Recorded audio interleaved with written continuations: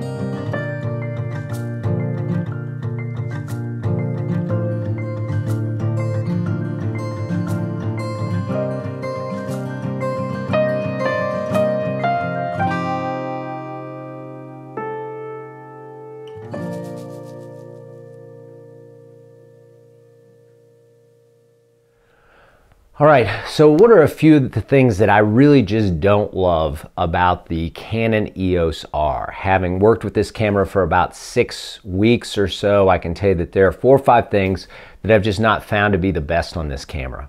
The first thing that just really gets me is this on-off dial. They put it on the opposite side of the camera, so you really cannot work this camera one-handed. I love to have my cameras with a Peak Design hand strap carried around one-handed, be able to flip on and off the camera and record video or photos single-handed, because usually I'm carrying a pack or I've got a kid's hand or something like that with the other hand. And I just don't love the fact that you got to have 2 hands to operate this. And this camera has a sparse amount of controls that aren't on the touch screen, and to waste a whole dial just for an on-off switch. I wish they would have put that switch someplace where I could either flipped it with my thumb or flipped it with my finger to get it on and then start recording. Big downside to this camera just from a day-to-day practicality standpoint. The second thing, and I know people on the internet have gone crazy about this, is the multifunction bar. Not only do I not use it, but I find that Canon limits some of the functionality on this in a huge way. What I would love to have is to just have that useful for exposure compensation.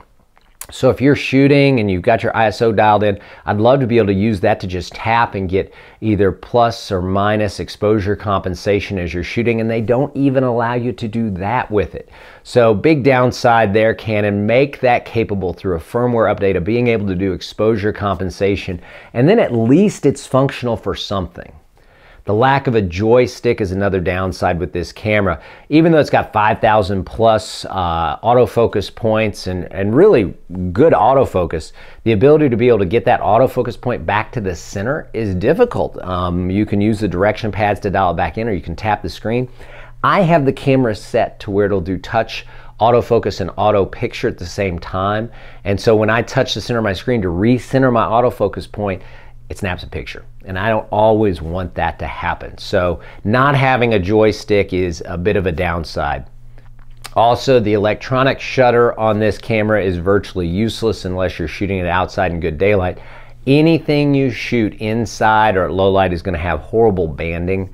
And so it makes the electronic shutter useless in my opinion.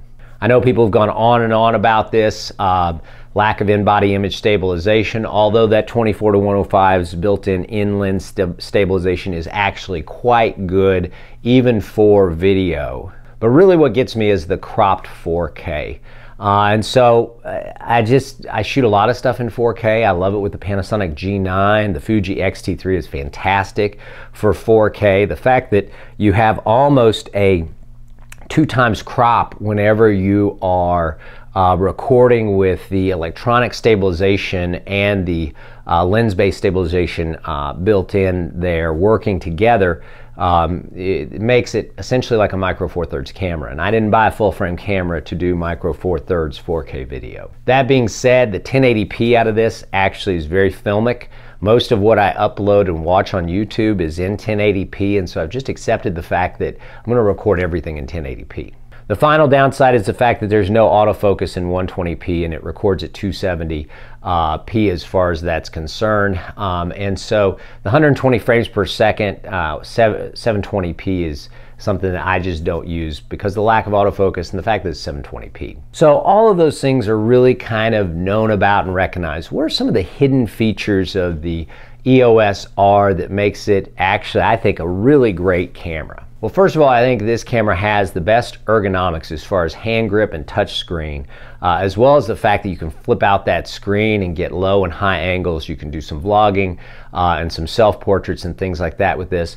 I think ergonomically it has some of the best feel to it of any camera. I also think that the EOS R system has the absolute best lenses and the best potential for lenses going forward. The way they design the mount, the way they design their lenses are some of the best lenses I've ever seen. This 50 1.2 yields some absolutely stunning photos and some really good shallow depth of field video. The 24-105 kit lens is absolutely fantastic. I own the kit lens for the Sony in the same range, and I can tell you that this just blows it away from an image standpoint. Just really, really beautiful rendition of image, good micro contrast, just fantastic lenses. And my hope is that this is a sign of things to come, and that Canon will really invest in better bodies as time goes by, but your lens architecture and your lens base is always going to be there. So in some ways, what I'm investing in right now is in the lens system and the fact that the promise that Canon will actually have bodies that catch up to their wonderful lenses.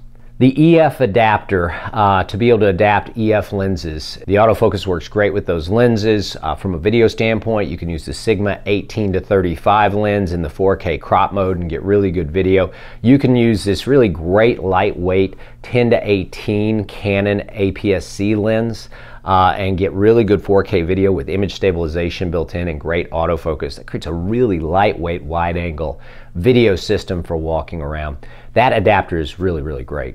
The touch screen is absolutely fantastic on this. The ability to tap to focus is great. Tap to actually capture your images. I also find that the autofocus with face recognition in the servo mode works really great whenever you're taking pictures of, say, someone who you've got from waist to head high, where for the 1.2 you may not need critical focus on their eye. For portraiture, I'll go to the one shot because the one shot mode, not the servo mode, will allow you to do eye autofocus, and it's actually quite good at focusing on the eye. But whenever I'm doing something a little more wider angle with that 51.2, I've been really surprised at how well that servo will track faces and autofocus on faces. Took it to a low light sushi restaurant environment where we were actually able to capture some amazing images of the sushi chef as he was preparing our food, and every time it really locked on and tracked his face amazingly well with that 51.2. I like the fact that it's got 3 separate programmable video mode buttons, and so you can quickly go in and switch with a couple of button presses to the video mode, and then you have 3 things set up, and I'll set that up to record in 24p at 180, to shoot at 60p and 180, and then I also have a 4K mode set up, but I don't use it that often. And the final thing that I really like about this camera is the fact that you can go so quickly from taking still images to recording video with the separate video function button set up on top, and that will allow you to go into the 3rd program of your video recording program. So you can set that up to kind of match your photos or to do a log profile or whatnot. And the second you hit that, it really starts recording with all of your settings built in that you have for your 3rd program mode. That works really seamlessly. And I think this camera may be the best as far as being able to switch from still photos to video really seamlessly. So I have to say that this camera has really made me a 60 frame per second 1080p shooter. And what that means is basically most of the time in any environment I'm going to shoot at 60 frames per second, and that gives me the ability to slow that down on a 24 frame per second timeline to about 40% speed, which gives really nice smooth slow motion.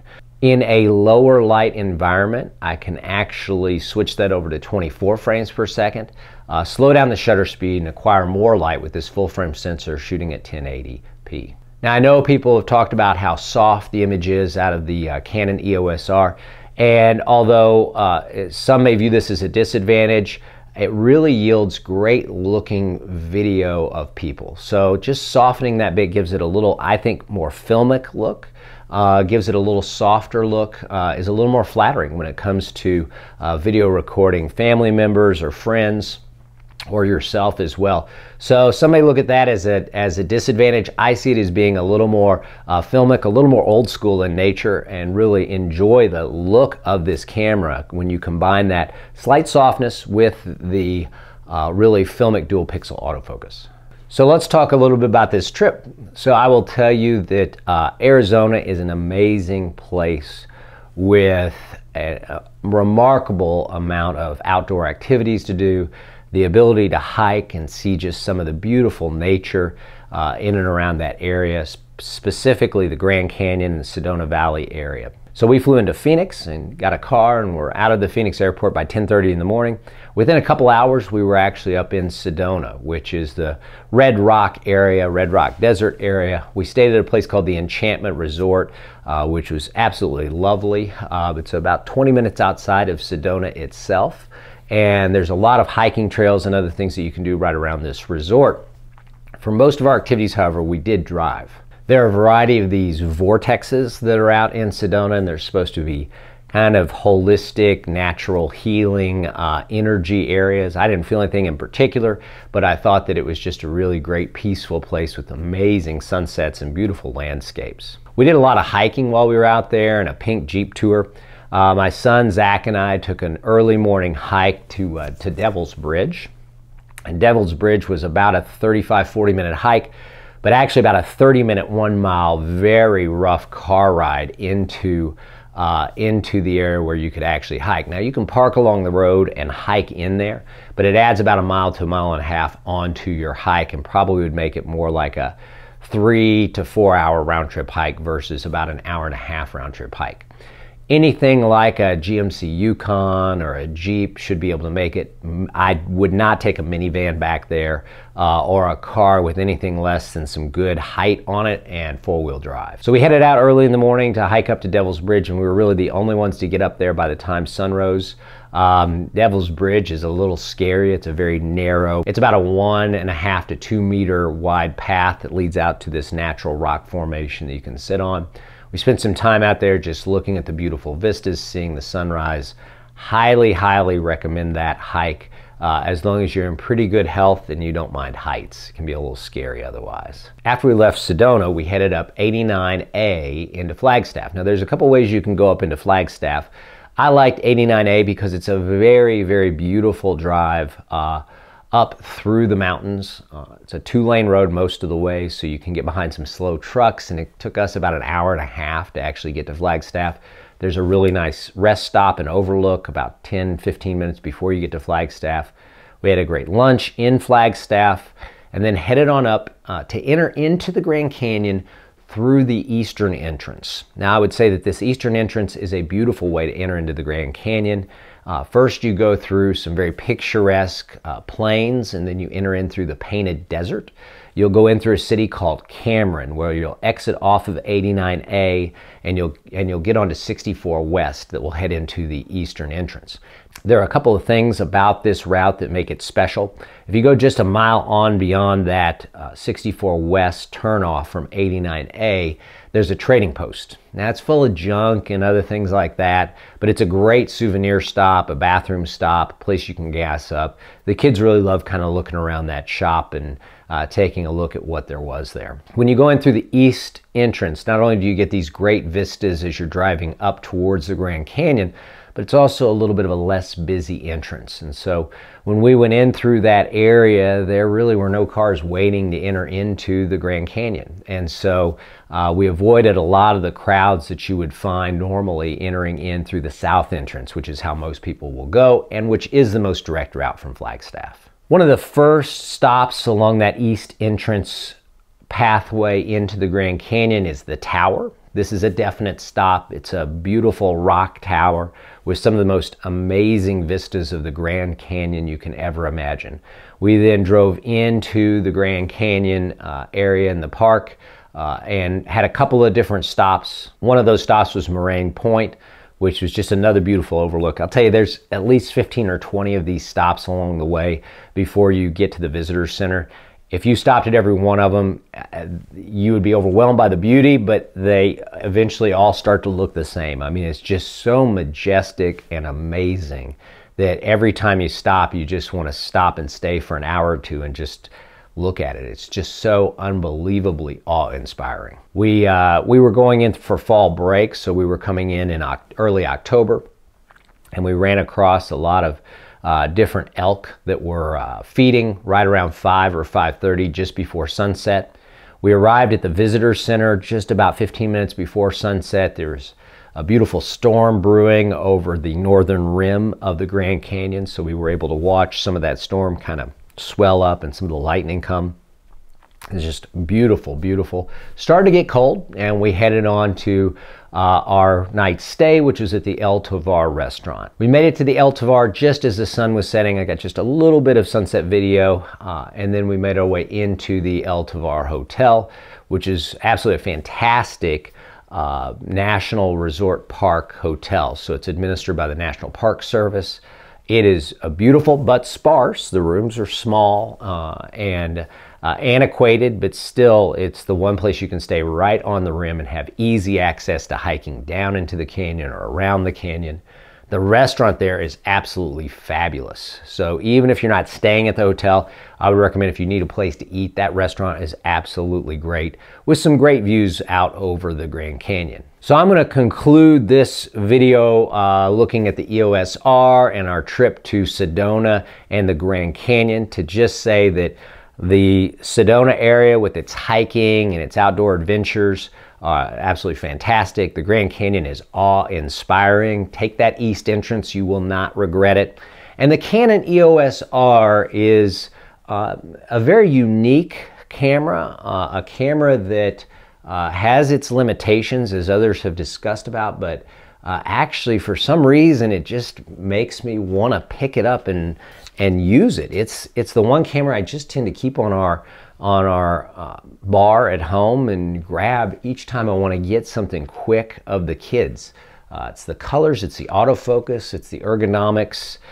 Despite the technical limitations, it just has something about it that makes me want to use this camera over some others. Thanks for watching, and watch for part 2 of this video where I'll go a little more in depth into some of the things that we did in Sedona, a little more in depth about the hiking in and around the Grand Canyon, and give you my impressions of the Fuji X-T3. Thanks for watching.